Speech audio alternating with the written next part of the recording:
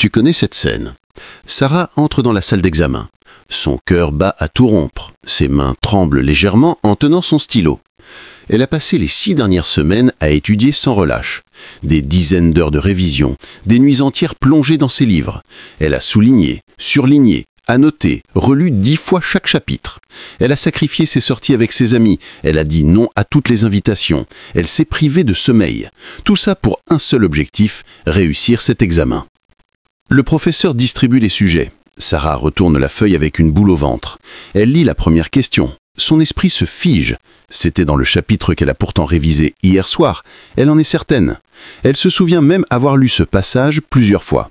Mais maintenant, là, devant la question, c'est le vide. Le trou noir. Comme si toutes ces heures d'études s'étaient évaporées en quelques secondes. Elle passe à la deuxième question. Même sensation. Elle reconnaît vaguement de sujets, mais impossible de formuler une réponse claire. La panique commence à monter. Comment est-ce possible? J'ai tellement étudié, pense-t-elle, les larmes lui montant aux yeux. Pendant ce temps, à quelques rangées de là, il y a Marc. Marc qui a commencé à réviser seulement avant-hier. Marc qui était encore en soirée il y a 3 jours. Marc qui ne semble jamais stressé. Il lit les questions, sourit légèrement et commence à rédiger avec confiance. Ses réponses sont claires, structurées, précises. 2 heures plus tard, il sort de la salle avec un air détendu. Comme d'habitude, il sait qu'il vient de décrocher une excellente note. Comment est-ce possible? Quelle est la différence entre Sarah et Marc? Est-ce que Marc est un génie? A-t-il un QI supérieur, une mémoire photographique innée, ou possède-t-il un secret que Sarah ignore? La réponse va te surprendre, et je vais te la révéler aujourd'hui. Bonjour et bienvenue. Je m'appelle Prashant et depuis plus de 10 ans, j'ai accompagné des milliers d'étudiants comme Sarah et Marc. J'ai observé, analysé, décortiqué les habitudes des meilleurs performeurs académiques. Et je vais te dire quelque chose qui va peut-être te choquer. Les étudiants qui réussissent brillamment ne sont pas forcément plus intelligents que les autres. Ils ne passent pas forcément plus de temps à étudier. En réalité, beaucoup d'entre eux étudient même moins que la moyenne. Alors, quel est leur secret? Ils ont compris une vérité fondamentale que le système éducatif ne t'enseigne jamais. Ce n'est pas la quantité d'études qui compte, c'est la qualité de ton apprentissage. C'est la manière dont tu utilises ton cerveau. C'est la façon dont tu encodes, stockes et récupères l'information. Aujourd'hui, je vais te révéler les 3 étapes scientifiques, prouvées par les neurosciences, qui transformeront radicalement ta mémoire, ta concentration et tes résultats académiques. Ces méthodes ne sont pas de la magie, ce ne sont pas des astuces superficielles, ce sont des méthodes basées sur la compréhension profonde du fonctionnement de ton cerveau. À la fin de cette vidéo, tu sauras exactement comment retenir ce que tu lis en une seule lecture. Tu comprendras pourquoi tu oublies certaines matières et comment créer une mémoire à long terme solide et fiable. Tu découvriras comment certains étudiants peuvent réviser la veille d'un examen et obtenir d'excellents résultats, sans stress, sans nuit blanche, sans cette anxiété paralysante que tu ressens peut-être en ce moment. Si tu es étudiant, si tu te prépares pour des examens importants, si tu as l'impression que ton cerveau ne coopère pas, que ta mémoire te trahit, alors cette vidéo va changer ta vie académique. Je ne plaisante pas. Les méthodes que tu vas découvrir ont aidé des milliers d'étudiants à passer de la moyenne à l'excellence, de l'échec à la réussite, du stress à la confiance. Alors installe-toi confortablement, prends de quoi noter si tu le souhaites, et prépare-toi à comprendre les secrets que les meilleurs étudiants utilisent depuis toujours. Partie 1. Le problème fondamental. Avant de plonger dans les solutions, nous devons d'abord comprendre le problème. Et crois-moi, le problème est beaucoup plus profond que tu l'imagines. Quand les examens approchent, 3 difficultés reviennent systématiquement chez pratiquement tous les étudiants. Tu vas probablement te reconnaître dans au moins une de ces situations, sinon dans les 3. Première difficulté, la lecture passive et l'oubli immédiat. Tu ouvres ton livre ou tes notes, tu commences à lire. Tes yeux parcourent les lignes, les mots s'enchaînent, les phrases se succèdent. Tu arrives à la fin de la page et là, catastrophe. Tu ne te souviens absolument de rien. Tu as lu, oui, mais c'est comme si les informations avaient traversé ton cerveau sans y laisser la moindre trace. Alors tu commences, 1 fois, 2 fois, 3 fois, parfois 10 fois. Et pourtant, quelques heures plus tard, tout est flou, tout s'est évaporé. C'est frustrant, n'est-ce pas? Cette sensation d'impuissance face à ta propre mémoire. Cette impression que ton cerveau refuse de coopérer, qu'il te sabote. Certains étudiants me disent même « J'ai l'impression d'avoir un cerveau défectueux. Peut-être que je ne suis pas fait pour les études. » Mais je vais te dire quelque chose d'important. Ton cerveau n'est pas défectueux. Il fonctionne exactement comme il est censé fonctionner. Le problème, c'est que personne ne t'a jamais appris comment l'utiliser correctement. Deuxième difficulté, le cycle infernal de la répétition. Tu as peut-être adopté cette stratégie. Réviser encore et encore, sans arrêt, en espérant que la répétition finira par graver l'information dans ta mémoire. Tu relis tes notes tous les jours, tu refais tes exercices, tu te forces à bachoter pendant des heures. Et effectivement, tant que tu révises, tu as l'impression de maîtriser la matière. Mais dès que tu arrêtes quelques jours, tout s'effondre. Tout redevient confus. Tu dois tout recommencer depuis le début. C'est comme essayer de remplir un seau percé. Peu importe la quantité d'eau que tu verses, elle s'échappe constamment. Cette méthode de révision par répétition mécanique est épuisante, chronophage et franchement inefficace. Elle te donne l'illusion d'apprendre, mais en réalité, elle ne construit pas une mémoire solide et durable. Troisième difficulté, le manque de temps. Et voilà le coup de race. Tu n'as jamais assez de temps. Les examens approchent à une vitesse folle. Tu as des dizaines de chapitres à réviser, des centaines de pages à assimiler. Tu calcules mentalement. Si je révise tant d'heures par jour, est-ce que j'arriverai à tout couvrir avant l'examen? Et généralement, la réponse est non. Alors, la panique s'installe. Tu essayes de réviser encore plus vite, de lire encore plus de pages par jour. Mais en augmentant la vitesse, tu diminues la qualité. Tu survoles les informations au lieu de les comprendre. Et au final, tu te retrouves avec une montagne de connaissances superficielles qui s'écroule dès que tu dois répondre à une question un peu complexe. Voilà les 3 difficultés majeures que rencontre la majorité des étudiants. Et ces difficultés créent un cercle vicieux. Plus tu as peur d'oublier, plus tu stresses. Plus tu stresses, moins tu retiens. Moins tu retiens, plus tu dois réviser. Plus tu révises, moins tu as de temps. Moins tu as de temps, plus tu paniques. Et la boucle continue, encore et encore. Maintenant, laisse-moi te poser une question importante. Une question qui va peut-être te déranger, mais qui est essentielle. À ton avis, d'où vient réellement le problème? La plupart des étudiants pensent que le problème vient de leur mémoire. Ils se disent « j'ai une mauvaise mémoire, je ne suis pas doué pour retenir les informations ». Mais c'est faux, complètement faux. Ton cerveau est une machine extraordinaire, capable de stocker des quantités phénoménales d'informations. Tu te souviens des paroles de dizaines de chansons, n'est-ce pas? Tu te souviens du visage de centaines de personnes que tu as croisées dans ta vie. Tu te souviens d'événements qui se sont passés il y a des années. Ta mémoire fonctionne parfaitement bien. Le vrai problème n'est pas ta mémoire. Le vrai problème, c'est ta relation avec ce que tu apprends. C'est la façon dont tu encodes l'information. C'est l'état émotionnel et mental dans lequel tu te trouves quand tu étudies. Et pour comprendre cela, je vais te montrer quelque chose de fascinant. Partie 2, étape 1, entraîne ton cerveau. Train your brain. Repense à tes années d'études. Il y a certainement une matière que tu adores, une matière qui te passionne. Peut-être l'histoire, peut-être la biologie, peut-être les mathématiques, peu importe. Quand tu étudies cette matière, c'est fluide. Tu lis un chapitre une seule fois et il reste gravé dans ta mémoire. Tu comprends naturellement les concepts.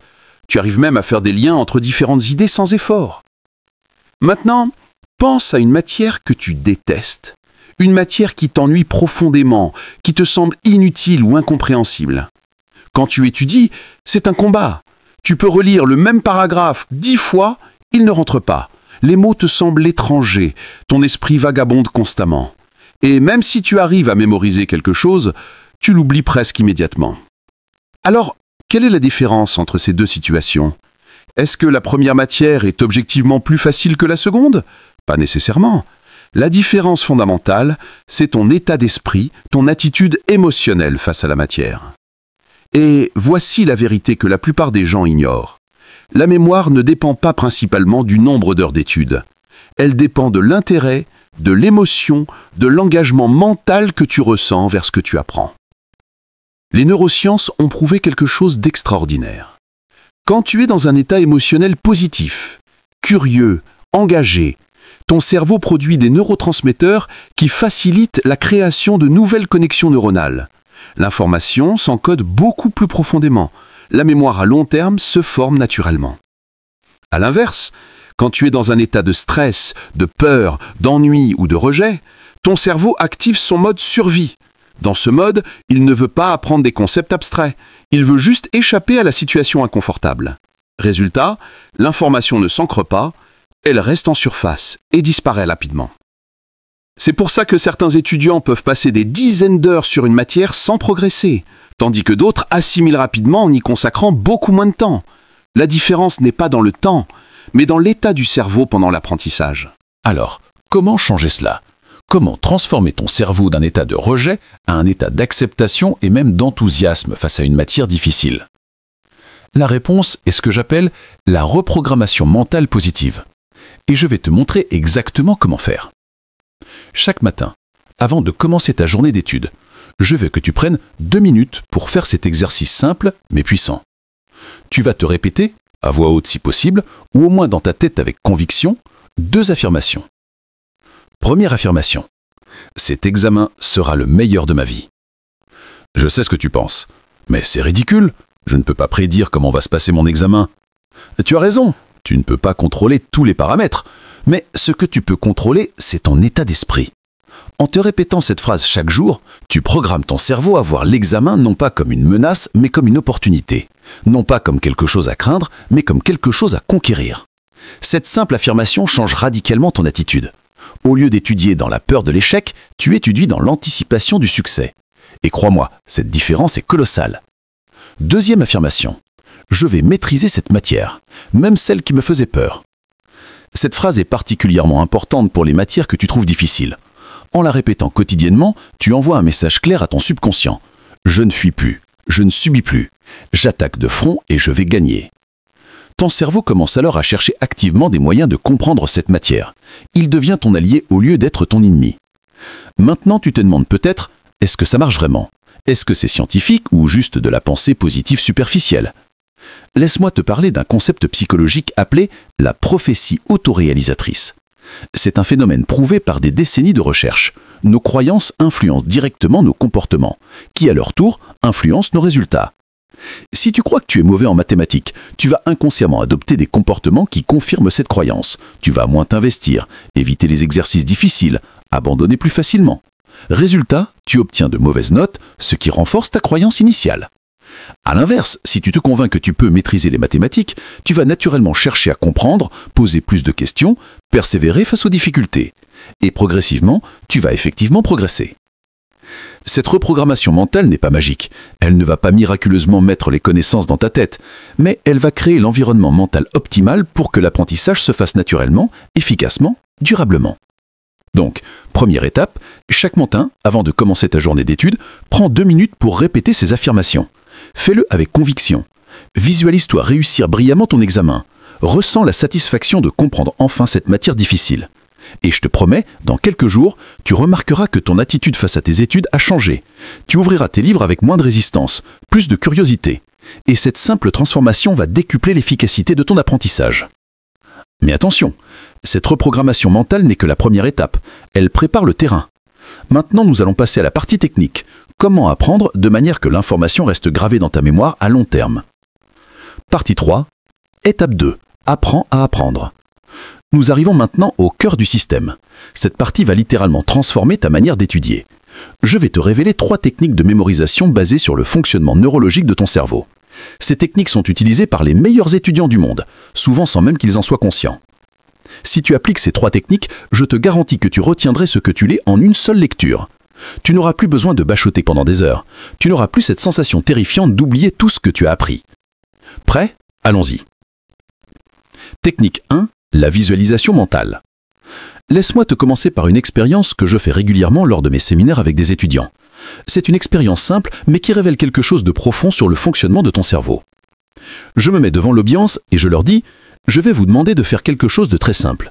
Écoutez bien mes instructions et suivez-les exactement. » Ensuite, je leur dis, à voix haute, « Touchez votre menton. » Mais en même temps que je prononce ces mots, je porte ma main à ma joue. Pas à mon menton, à ma joue. Et devine quoi?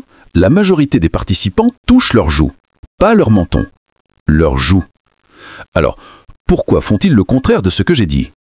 Parce que leur cerveau a suivi ce qu'il a vu, pas ce qu'il a entendu. Et voilà la révélation fondamentale que tu dois comprendre.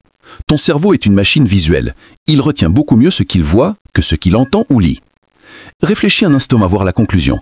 Tu te souviens du visage de ta meilleure amie d'enfance, même si tu ne l'as pas vue depuis des années, n'est-ce pas? Tu peux visualiser mentalement le chemin entre ta maison et ton école. Tu peux te rappeler à quoi ressemble ta chambre, dans les moindres détails. Pourquoi? Parce que ce sont des images, des expériences visuelles que ton cerveau a enregistrées. Et des souvenirs d'expériences sont beaucoup plus durables que des faits abstraits. Maintenant, compare cela avec une liste de mots que tu as lus hier. Combien retiens-tu? Probablement peu, voire aucun. La conclusion est évidente. Si tu veux retenir ce que tu étudies, tu dois transformer les informations abstraites en images mentales concrètes. Mais comment fait-on cela concrètement? Laisse-moi te donner des exemples précis, dans différentes matières. En physique, tu étudies le mouvement d'un projectile. Au lieu de simplement lire les équations et les définitions, ferme les yeux et visualise la scène. Imagine une balle de tennis lancée dans les airs. Visualise sa trajectoire parabolique, sans la gravité qui la tire vers le bas. Observe comment sa vitesse horizontale reste constante tandis que sa vitesse verticale change à cause de l'accélération gravitationnelle. Crée un mini-film dans ta tête. Plus tu rends cette visualisation vivante, détaillée, réaliste, plus elle s'ancrera dans ta mémoire. En histoire, tu dois retenir les événements de la Révolution française. Ne te contente pas de mémoriser des dates et des noms. Visualise les scènes. Imagine-toi à Paris en 1789. Vois la foule qui marche vers la Bastille. Entends les cris, les chants révolutionnaires. Sens la tension, la peur, l'excitation. Visualise la prise de la Bastille comme si tu regardais un film historique. Quand tu crées ces images mentales vivantes, ton cerveau stocke l'information non pas comme des faits abstraits, mais comme des souvenirs d'expérience. Et les souvenirs d'expérience sont beaucoup plus durables. En chimie, tu études les réactions chimiques. Visualise les atomes et les molécules comme de petites billes colorées qui s'approchent, se séparent, se recombinent. Imagine les liaisons qui se brisent avec une petite étincelle, puis de nouvelles liaisons qui se forment. Donne des couleurs aux différents éléments. Crée une chorégraphie moléculaire dans ton esprit. En biologie, tu apprends le fonctionnement de la cellule. Ne regarde pas juste un schéma statique. Visualise la cellule comme une usine ultra sophistiquée. Vois les mitochondries produire de l'énergie, les ribosomes assembler des protéines, l'ADN se répliquer. Créer un monde microscopique et vivant dans ton imagination. Tu comprends le principe? Quelle que soit la matière, tu peux transformer les concepts abstraits en images mentales concrètes. Et voici le secret. Plus tu pratiques cette technique, plus elle devient naturelle. Au début, cela demande un effort conscient. Mais après quelques semaines, ton cerveau commencera automatiquement à visualiser pendant que tu lis. Cela deviendra une seconde nature. Les meilleurs étudiants font cela instinctivement. Quand ils lisent un texte, ils ne voient pas juste des mots sur une page. Ils voient des scènes, des histoires, des images animées. C'est pour cela qu'ils retiennent si facilement. Et maintenant, toi aussi tu peux le faire. Technique 2, l'apprentissage multisensoriel. Passons maintenant à la deuxième technique qui complète parfaitement la première. Je vais te poser une question simple.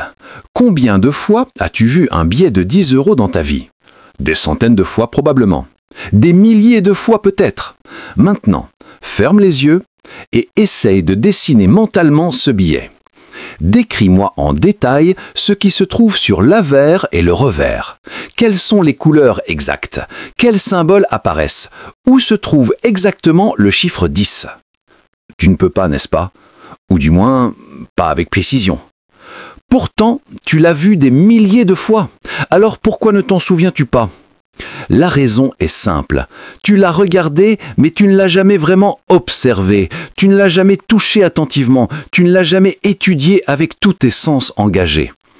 Ton cerveau ne stocke pas les informations passives. Il stocke les expériences actives, celles où plusieurs de tes sens sont engagés simultanément. Et c'est exactement le même principe avec tes études. Feuilleter passivement ton cahier ne suffit pas. Lire silencieusement dans ta tête ne suffit pas. Tu dois engager plusieurs sens simultanément pour créer une empreinte mémorielle profonde. Voici comment faire concrètement. Première action, lis à voix haute. Quand tu lis à voix haute ou même quand tu chuchotes, tu engages deux sens au lieu d'un seul. Tu vois les mots avec tes yeux et tu les entends avec tes oreilles. Cette double stimulation crée deux chemins neuronaux différents vers la même information. Résultat, l'information est beaucoup plus accessible. Si tu es dans une bibliothèque et que tu ne peux pas lire à voix haute, chuchote. Ou au minimum, articule silencieusement les mots avec tes lèvres. L'important est d'activer les zones du cerveau liées au langage oral, pas seulement à la lecture visuelle. Deuxième action. Écris ce que tu viens de lire. Après avoir lu un paragraphe ou une section, ferme ton livre et écris ce que tu viens d'apprendre. Pas une copie mot à mot, mais une reformulation dans tes propres mots. Quand tu écris, tu engages tes mains, ton sens kinesthésique. Tu crées une trace physique de l'information.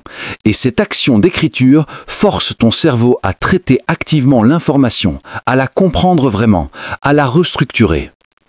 Beaucoup d'étudiants pensent que prendre des notes pendant un cours suffit, mais souvent ils copient mécaniquement ce que dit le professeur, sans vraiment réfléchir. Ce n'est pas de l'apprentissage actif, c'est de la transcription passive. Ce que je te recommande, c'est différent.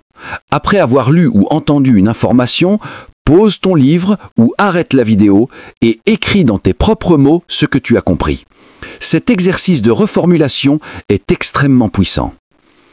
Troisième action, explique-toi à toi-même. Voici une technique que j'utilise personnellement et que je recommande à tous mes étudiants. Après avoir étudié un concept, explique-le à voix haute comme si tu t'adressais à un enfant de 10 ans. Parle littéralement. Si tu es seul chez toi, c'est parfait. Fais comme si tu donnais un cours. Utilise des gestes, marche si nécessaire, dessine dans l'air avec tes mains, crée des analogies simples. Cette technique engage simultanément ton langage oral, ta gestuelle, ton mouvement physique, ta capacité de synthèse et de simplification. C'est l'une des formes d'apprentissage les plus complètes qui existent. Et voici pourquoi c'est si efficace. Quand tu dois expliquer quelque chose, tu ne peux pas tricher. Tu ne peux pas juste reconnaître l'information. Tu dois la produire activement. Tu dois aller chercher dans ta mémoire, organiser les idées, les exprimer clairement. Si tu bloques à un moment pendant ton explication, c'est un signal clair, tu ne comprends pas encore ce point. Tu dois retourner l'étudier. Mais quand tu arrives à expliquer fluidement un concept, c'est la preuve que tu l'as vraiment intégré. Donc, récapitulons cette deuxième technique. Lis à voix haute ou chuchote. Écris ce que tu viens d'apprendre dans tes propres mots. Explique-toi à toi-même le concept à voix haute. Quand tu combines ces trois actions, tu crées ce qu'on appelle en neurosciences un encodage multisensoriel. L'information n'est plus stockée dans une seule partie de ton cerveau, mais dans plusieurs zones interconnectées. Résultat, elle devient beaucoup plus solide, beaucoup plus résistante à l'oubli. Technique 3, la technique Feynman, enseigner pour maîtriser. Nous arrivons maintenant à la troisième et dernière technique, celle que je considère comme la plus puissante de toutes. C'est la technique que les véritables experts utilisent pour atteindre une compréhension profonde de leur domaine. Cette technique porte le nom de Richard Feynman, un physicien prix Nobel considéré comme l'un des plus grands pédagogues scientifiques du XXe siècle. Feynman avait une philosophie simple. Si je ne peux pas expliquer un concept à un débutant de manière simple et claire, c'est que je ne le comprends pas vraiment moi-même. Et il avait absolument raison. On ne comprend vraiment une chose que lorsqu'on peut l'enseigner, lorsqu'on peut la simplifier, lorsqu'on peut répondre aux questions que quelqu'un pourrait poser. C'est pour cela que les professeurs, même après avoir enseigné une matière pendant des années, la maîtrisent de mieux en mieux. L'acte d'enseigner approfondit constamment leur compréhension. Et tu peux utiliser exactement le même principe pour tes études. Voici comment appliquer la technique Feynman en 4 étapes précises. Étape 1. Choisis un concept que tu veux maîtriser. Prenons un exemple concret. Disons que tu étudies la photosynthèse en biologie. C'est ton concept cible. Étape 2. Étudie ce concept comme tu le ferais normalement. Lis ton cours, regarde des vidéos si nécessaire, consulte plusieurs sources. Fais ton apprentissage initial. Étape 3. Ferme tous tes supports et enseigne. Voici l'étape cruciale. Ferme ton livre, éteins ton ordinateur, range tes notes, tu n'as plus aucun support sous les yeux. Maintenant, prends une feuille blanche et un stylo, ou mieux encore, parle à voix haute. Et commence à enseigner la photosynthèse comme si tu t'adressais à quelqu'un qui n'en a jamais entendu parler. Explique depuis le début. Qu'est-ce que la photosynthèse? Pourquoi est-elle importante? Quelles sont les étapes? Quels sont les composants nécessaires? Quels sont les produits finaux? Comment tout cela fonctionne-t-il? Utilise des mots simples. Crée des analogies. Dessine si nécessaire. Mais surtout, Ne regarde rien. Tout doit venir de ta mémoire. Étape 4. Identifie tes lacunes et retourne étudier. Pendant que tu enseignes, tu vas forcément bloquer à certains moments. Tu vas hésiter. Tu vas te rendre compte que tu ne sais pas expliquer une partie spécifique ou que tu confonds deux concepts. Parfait. C'est exactement le but de l'exercice. Ces blocages révèlent précisément ce que tu ne comprends pas encore vraiment. Note ces points faibles, puis retourne à ton cours. Étudie spécifiquement ces parties-là. Et recommence l'exercice d'enseignement jusqu'à ce que tu puisses expliquer le concept entier, de A à Z, sans aucune hésitation. Quand tu arrives à ce niveau de maîtrise, quelque chose de magique se produit. Tu ne peux plus oublier. Même plusieurs semaines après, même sans révision. Parce que tu n'as pas simplement mémorisé des informations, tu as construit une compréhension profonde. Et voici un bonus extraordinaire avec cette technique. Tu n'as même pas besoin d'avoir quelqu'un devant toi pour l'appliquer. Tu peux t'enseigner à toi-même. Tu peux parler au mur si nécessaire. L'important, c'est l'exercice mental de devoir produire l'explication. Cependant, si tu as la possibilité d'enseigner à un véritable ami, un membre de ta famille ou même un camarade de classe, c'est encore mieux. Parce qu'ils vont te poser des questions auxquelles tu ne t'attendais pas. Ils vont te forcer à approfondir, à clarifier, à explorer des angles que tu n'avais pas considérés. Beaucoup d'étudiants me disent « Mais je ne peux pas enseigner, je ne suis pas prof ». Erreur. Tu n'as pas besoin d'être un professeur professionnel. Tu as juste besoin d'expliquer ce que tu comprends avec tes propres mots. Et la beauté de cette technique, c'est qu'en enseignant, tu apprends. C'est prouvé scientifiquement. L'acte d'enseigner consolide tes propres connaissances de manière bien plus efficace que n'importe quelle autre méthode de révision. Donc, à partir de maintenant, voici ton nouveau protocole d'étude. Lis un chapitre en visualisant mentalement les concepts. Écris une synthèse dans tes propres mots. Enseigne ce chapitre à voix haute sans regarder tes notes. Identifie ce que tu n'arrives pas à expliquer clairement. Retourne aiguiller ces points spécifiques. Recommence jusqu'à maîtrise complète. Si tu suis ce protocole pour chaque chapitre, je te garantis que tu n'auras plus jamais besoin de bacheter la veille d'un examen, parce que tu auras construit une mémoire solide, durable, inébranlable. Partie 4, étape 3, optimise ta concentration. Nous avons vu comment reprogrammer ton cerveau et comment encoder l'information de manière optimale. Mais il reste un dernier élément absolument crucial, la concentration. Parce que toutes les techniques du monde ne serviront à rien si tu n'arrives pas à maintenir ton attention sur ce que tu étudies. Et soyons honnêtes, la concentration est devenue le défi numéro 1 pour les étudiants d'aujourd'hui. Tu ouvres ton livre avec la ferme intention d'étudier sérieusement. 5 minutes passent avant que mon téléphone vibre, tu jettes un coup d'œil rapide, tu dis juste une seconde, 10 minutes passent avant que tu réalises que tu scrolles sur les réseaux sociaux. Tu retournes à ton livre, mais maintenant ton esprit vagabonde. Tu penses à cette conversation que tu as eue ce matin, tu penses à ce que tu vas manger ce soir, tu penses à absolument tout, sauf à ce qui est écrit devant toi. Tu lis une page entière sans avoir enregistré un seul mot. Tu dois tout relier. Et même en relisant, ton attention est fragmentée, dispersée, inefficace. Ce problème de concentration n'est pas de ta faute. Ton cerveau n'a pas été conçu pour l'environnement ultra stimulant dans lequel nous vivons aujourd'hui. Il n'a pas été conçu pour résister aux notifications constantes, aux distractions infinies, à la surstimulation permanente. Mais la bonne nouvelle, c'est que la concentration est comme un muscle. Tu peux l'entraîner, tu peux la renforcer. Et je vais te montrer exactement comment. Il existe une technique scientifiquement prouvée pour améliorer considérablement ta concentration. Les ondes binaurales à 40 Hz. Laisse-moi t'expliquer ce que c'est. Ton cerveau fonctionne avec des ondes électriques. Différentes fréquences d'ondes correspondent à différents états mentaux. Par exemple, les ondes delta sont associées au sommeil profond, les ondes alpha à la relaxation. Les ondes bêta à la concentration et à l'activité mentale. Les ondes gamma, qui oscillent autour de 40 Hz, sont particulièrement intéressantes. Elles sont associées à une concentration intense, à une pensée claire, à une intégration optimale de l'information. Les ondes binaurales fonctionnent de manière fascinante. Tu portes des écouteurs. Dans l'oreille gauche, tu reçois une fréquence sonore légèrement différente de celle que tu reçois dans l'oreille droite.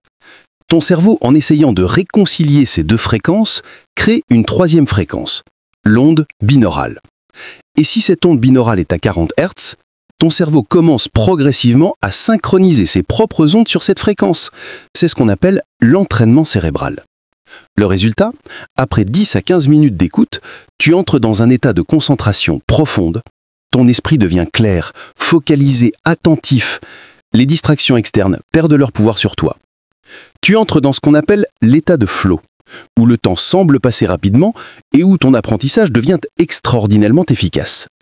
Des études en neurosciences ont confirmé l'efficacité de cette méthode. Des étudiants qui écoutent des ondes binaurales à 40 Hz avant et pendant leur session d'études montrent une amélioration significative de leur concentration, de leur mémoire de travail et de leur capacité d'apprentissage. Alors, comment utiliser cette technique concrètement? C'est très simple. Tu peux trouver des vidéos ou des applications spécialisées en ondes binaurales à 40 Hz. Assure-toi d'utiliser de bons écouteurs, car c'est essentiel pour que le cerveau perçoive correctement les deux fréquences différentes. Avant de commencer ta session d'étude, mets tes écouteurs et écoute ces ondes pendant 10 à 15 minutes. Tu peux fermer les yeux, respirer calmement et laisser ton cerveau s'ajuster. Tu peux aussi continuer à les écouter en arrière-plan pendant que tu études, à un volume très faible. Personnellement, je trouve que cela maintient mon esprit dans cet état de concentration optimale. Maintenant, laisse-moi te parler d'une erreur que commettent beaucoup d'étudiants et qui sabote complètement leur concentration et leur mémoire. Beaucoup d'étudiants aiment réviser en écoutant de la musique. Musique pop, rap, rock, peu importe. Le problème, ce n'est pas la musique en soi. Le problème, ce sont les paroles. Voici ce qui se passe au niveau neurologique. Quand tu étudies, ton cerveau traite des informations linguistiques. Tu lis des mots, des phrases, des concepts exprimés en langage. En même temps, si tu écoutes une chanson avec des paroles, ton cerveau reçoit un deuxième flux d'informations linguistiques, les paroles de la chanson. Ton cerveau doit alors faire un choix constant, se concentrer sur ce que tu lis ou se concentrer sur ce que tu écoutes. Cette compétition pour les ressources cognitives crée ce qu'on appelle une charge cognitive excessive. Résultat, ton apprentissage est moins efficace, plus lent, plus superficiel. Mais ce n'est pas tout. Il y a un effet encore plus pernicieux. Les paroles que tu écoutes pendant que tu révises s'impriment dans ton subconscient. Elles s'associent aux informations que tu essaies d'apprendre. Et le jour de l'examen, quand tu essaies de te souvenir de ce que tu as étudié, ces paroles peuvent littéralement tourner en boucle dans ta tête et interférer avec ta récupération d'informations. Combien de fois as-tu eu une chanson coincée dans ta tête pendant un examen? C'est exactement ce phénomène. Et cela peut sérieusement perturber ta performance. Donc, voici ma recommandation. Pendant toute la période d'examen, évite absolument d'écouter de la musique avec des paroles pendant que tu études. Si tu as besoin d'un fond sonore, opte pour les ondes binaurales que nous avons mentionnées, de la musique classique instrumentale, de la musique d'ambiance sans paroles, des sons de la nature, pluie, forêt, océan, du silence, tout simplement. Ton esprit te remerciera. Ta concentration sera décuplée et ta mémoire sera beaucoup plus fiable. Parlons maintenant de ton environnement physique, parce que l'endroit où tu étudies a un impact énorme sur ta concentration. Voici les éléments essentiels d'un environnement d'étude optimal. Élimination des distractions. Ton téléphone doit être en mode avion ou mieux encore dans une autre pièce. Les notifications sont les ennemis de la concentration profonde. Chaque interruption, même de quelques secondes, brise ton flux mental. Et il faut ensuite plusieurs minutes pour retrouver ton niveau de concentration initial. Ferme tous les onglets inutiles sur ton ordinateur si tu en utilises un. Désactive les notifications.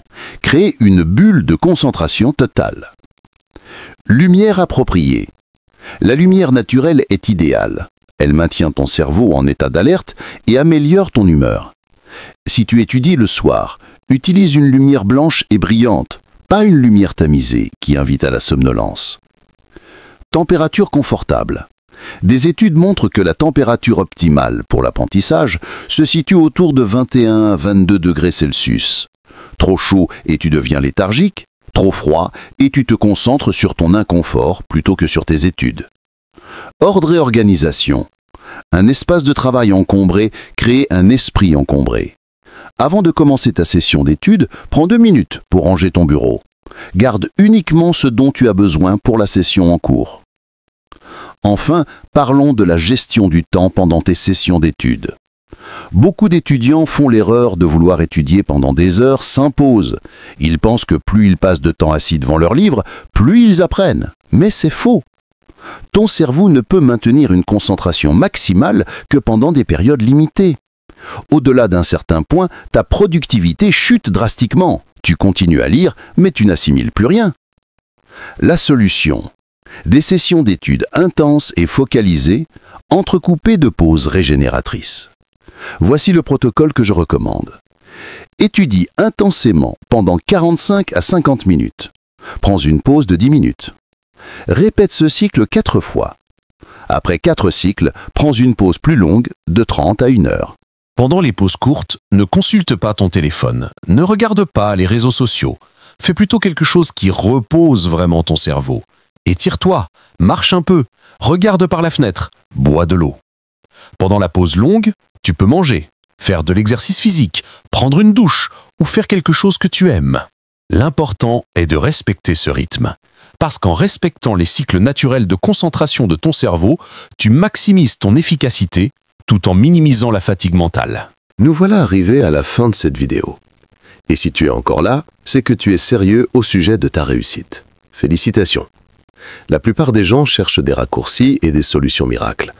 Toi, tu as pris le temps de comprendre comment fonctionne réellement l'apprentissage. Alors faisons un récapitulatif rapide de tout ce que nous avons vu aujourd'hui. Étape 1. Entraîne ton cerveau. Chaque matin, avant de commencer à étudier, répète ces affirmations avec conviction. Cet examen sera le meilleur de ma vie. Je vais maîtriser cette matière, même celle qui me faisait peur. Cette reprogrammation mentale transforme ta relation avec les études. Au lieu d'étudier dans la peur et le rejet, tu étudies dans l'anticipation et l'enthousiasme. Et cette différence d'état d'esprit change radicalement l'efficacité de ton apprentissage. Étape 2. Apprends à apprendre. Utilise les 3 techniques de mémorisation puissantes. La visualisation. Transforme chaque concept abstrait en image mentale vivante. Ne lis pas passivement. Crée des films dans ta tête. L'apprentissage multisensoriel. Engage plusieurs sens simultanément. Lis à voix haute, écris ce que tu apprends, explique-toi les concepts. Cette approche multisensorielle crée des empreintes mémorielles profondes et durables. La technique Feynman. Enseigne ce que tu apprends.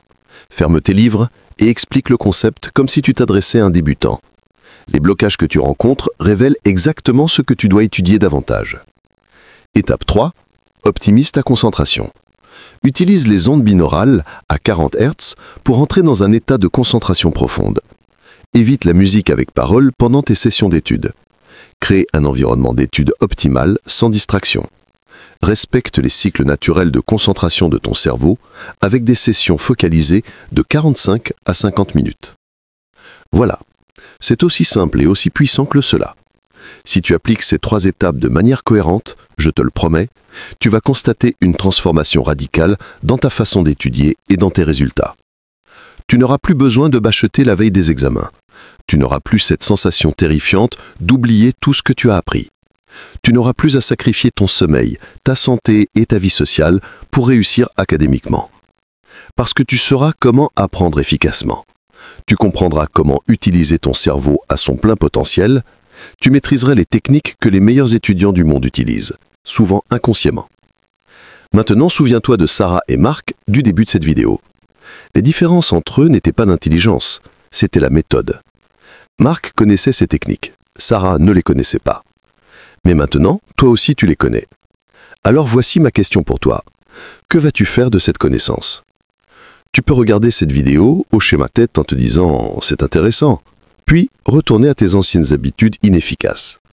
Ou tu peux décider dès maintenant d'appliquer ces techniques. Je te recommande de commencer petit. Ne cherche pas à tout transformer d'un coup. Choisis une seule technique pour commencer. Par exemple, demain matin, répète les affirmations positives. Puis, pendant ta première session d'études, essaie la technique visualisation. Le jour suivant, pratique la technique Feynman sur un seul chapitre. Progressivement, ces techniques deviendront naturelles. Elles s'intégreront dans ta routine d'études. Et sans même t'en rendre compte, tu seras devenu l'un de ces étudiants que les autres admirent, ceux qui réussissent brillamment sans effort apparent. Parce que le secret, maintenant, tu le connais. Ce n'est pas l'effort brut qui compte, c'est l'intelligence de l'effort. Si cette vidéo t'a apporté de la valeur, je t'invite à la partager avec un ami, un camarade de classe, quelqu'un qui pourrait bénéficier de ces techniques. Ensemble, vous pourriez même former un groupe d'études et vous enseigner mutuellement les matières. Cela décuplerait l'efficacité de votre apprentissage. N'hésite pas également à laisser un commentaire pour me dire quelle technique tu vas essayer en premier. J'adore lire vos retours d'expérience et savoir comment ces méthodes transforment concrètement vos études. Et surtout, n'oublie jamais ceci. Tu n'es pas limité par ton intelligence ou ta mémoire. Tu es limité uniquement par les méthodes que tu utilises. Change tes méthodes et tu changeras tes résultats. Les examens ne sont pas des épreuves insurmontables. Ce sont des opportunités de démontrer ce que tu as appris. Et avec les bonnes techniques, tu as absolument tout ce qu'il faut pour réussir brillamment. Alors prépare-toi, applique ces méthodes. Et lors de ton prochain examen, quand tu ouvriras le sujet, tu ressentiras quelque chose de nouveau, de la confiance, de la clarté, de la certitude que tu maîtrises la matière. Et cette sensation, crois-moi, elle n'a pas de prix. Je te souhaite tout le succès que tu mérites dans tes études. Tu as maintenant les outils. C'est à toi de les utiliser. Merci d'avoir regardé cette vidéo jusqu'au bout. C'est la preuve que tu es engagé dans ta réussite. Continue sur cette voie, applique ces techniques et prépare-toi à voir ta vie académique se transformer complètement. À bientôt et bonne chance pour tes examens. Tu vas cartonner.